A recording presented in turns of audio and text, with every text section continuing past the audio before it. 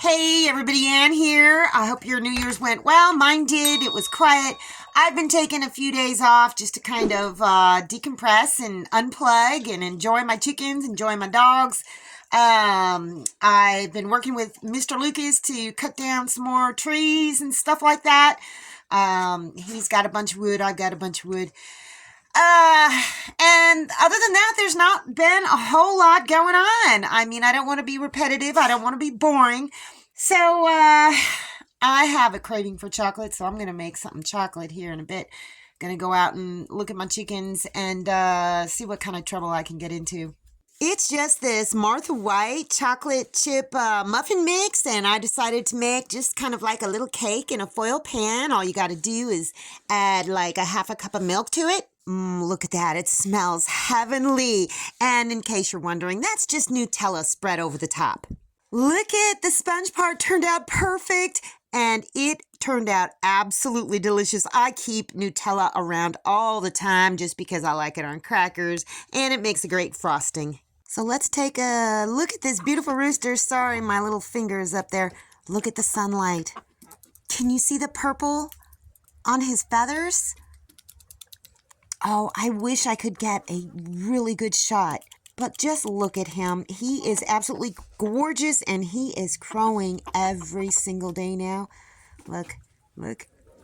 Still no wattles, and his comb isn't very... Oh, look.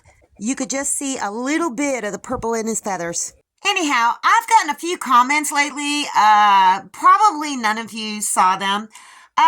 Just the negative Nancys, the Karens, or the Kevins, negative Karens or Kevins of the world just coming up, trying to, say their nasty little thing. And it made me think of a very prolific speech.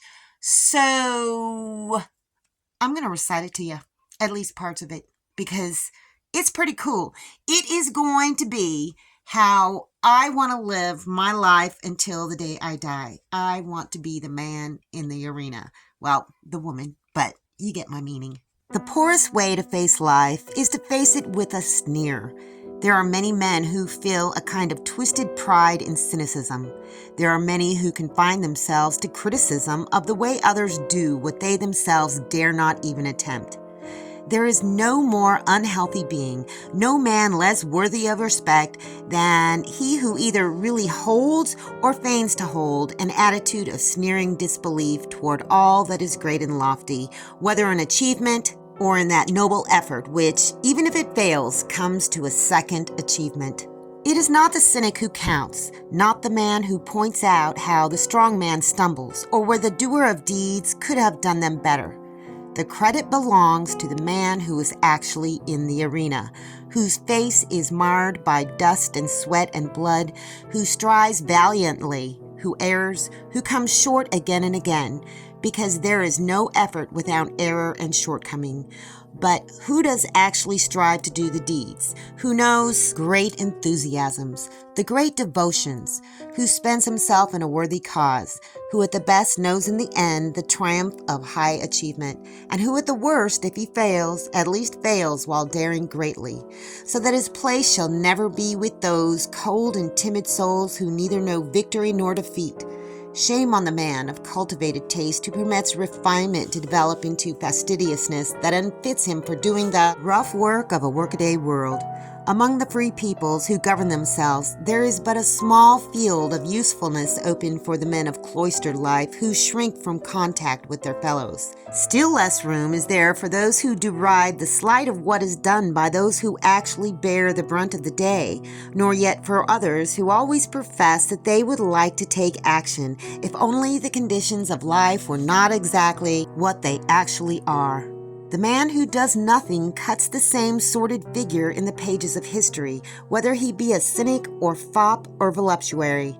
There is little use for the being whose tepid soul knows nothing of great and generous emotion, of the high pride, the stern belief, the lofty enthusiasm of the men who quell the storm and ride the thunder. Well, for these men, if they succeed, well also, though not so well if they fail, given only that they have nobly ventured and have put forth all their heath and strength. It is war-worn Hotspur, spent with hard fighting, he of the many errors and valiant end, over whose memory we love to linger, not over the memory of the young lord who, but for the vile guns, would have been a valiant soldier. Yep, Teddy Roosevelt, from his Citizen in a Republic speech that he gave on April 23rd, 1910 in Paris. I, for the most part, just recited the man in the arena portion of it that has been widely quoted and requoted, but it was pretty meaningful to me.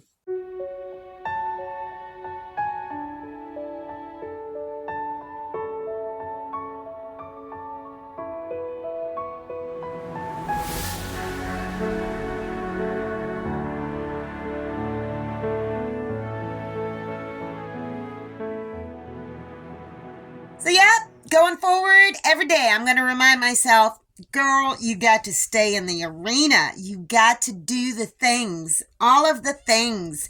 Even if I'm like afraid that I'm going to fail, like putting in this water, the running water. I am so afraid to do it because I'm afraid I'm going to fail. I'm afraid I'm going to mess something up or destroy something or whatever. And I'm afraid that people are going to point and laugh at me because I don't know what I'm doing. But you know what? I have to try. I have to keep trying because every time I try and do something and I fail, I learn something from it. So that's kind of like my resolution for the rest of my life is to stay in the arena. So I'll put the link to that speech down in the description. It is an awesome speech. It's very, very long, but he says so many amazing things in it. So I want to share it with you. So have any of you made New Year's resolutions? I'm honestly not a fan of New Year's resolutions because the way I figure it, if you're going to change something about yourself or make a goal, why don't you set it just to be for the rest of your life?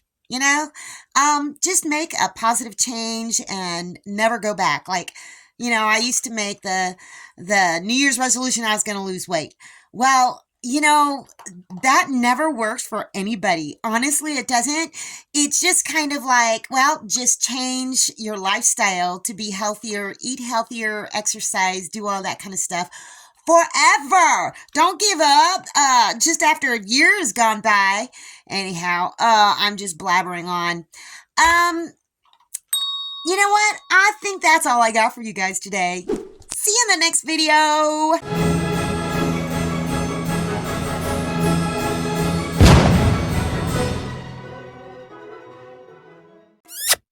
Thanks for watching, everybody. I hope you enjoyed the video. Make sure you like, subscribe, hit the bell, and y'all have a good one.